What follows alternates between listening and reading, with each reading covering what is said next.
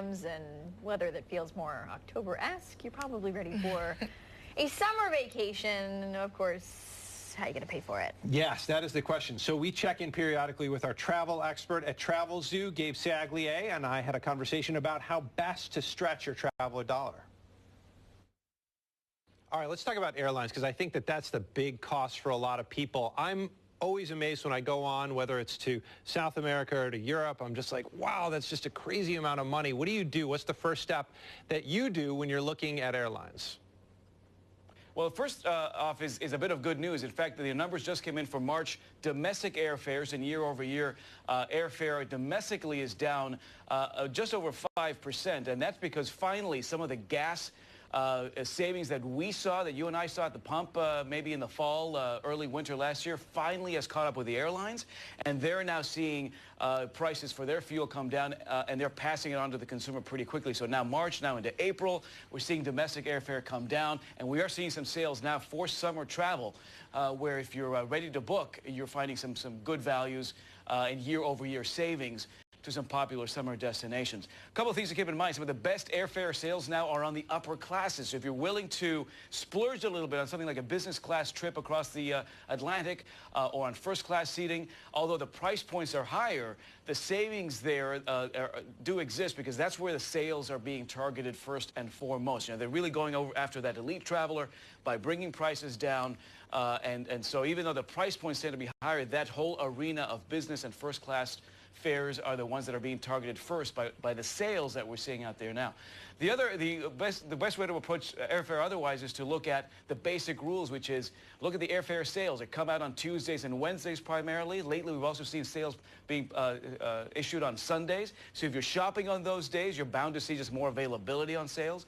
And really flexibility with your travel dates. The fact is that Tuesdays and Wednesdays and Saturdays still tend to be the most affordable days to fly, because the demand is less. More seats to sell means prices tend to stay more competitive on those 3 particular days. Great tips there. Do you really save a whole lot of money if you buy the ticket and the hotel together?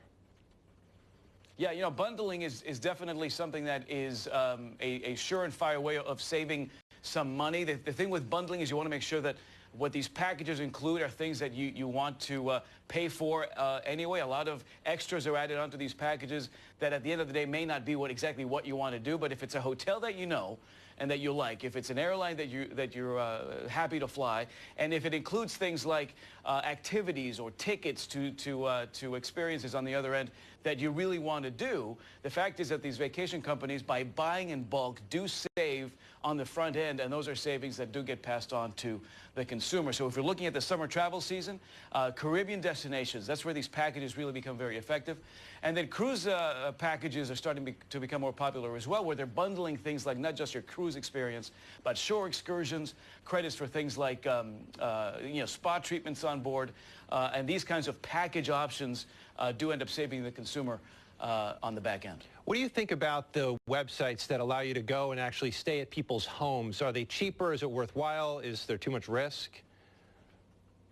Well, the research is definitely your number one friend in these kinds of situations. These types of websites are becoming increasingly more popular. They're demystifying and decluttering the experience for a lot of folks, and connecting consumers to consumers, and really allowing for a lot of that intermediary cost to sort of be eliminated.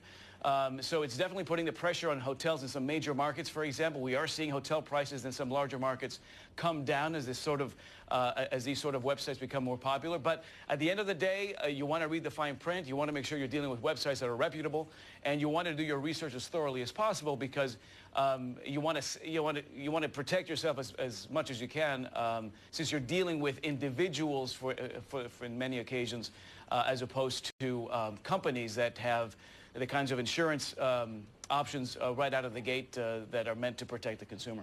All right, let's act like you're not talking to all of Rochester right now, and just a friend who asks, hey, give me the secret. Where should I go? What's the one place that you'd recommend?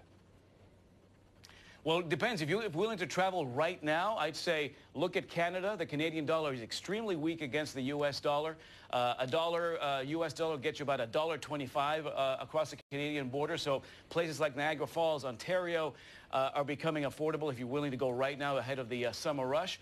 And if you're willing to, if you've got to go somewhere immediately, I think cruises is where you're going to find the best last-minute bargains. So if you can get yourself to a port like New York City or even southern Florida, some of these cruise values are spectacular right now. $30, $40, $50 a night gets you to some spectacular ports of call. And some of these package deals we're seeing now on cruises are really tough to beat. Very nice. Well, as you probably know, Canada just a long swim away from us here in Rochester, so I'm sure some people might take you up on that one. All right, then. Thank you, Gabe. Take the floaties. That's right. You bet. There he goes. All right, then. The Well, I don't know how dude, you he felt crazy. about He was just like, I want this over. He's like, Hey. Rochester? Where's Rochester? My last interview with Gabe Saglie. Coming up, Vivian Lee, the last press conference. We'll talk about that. Oh, cool show, local.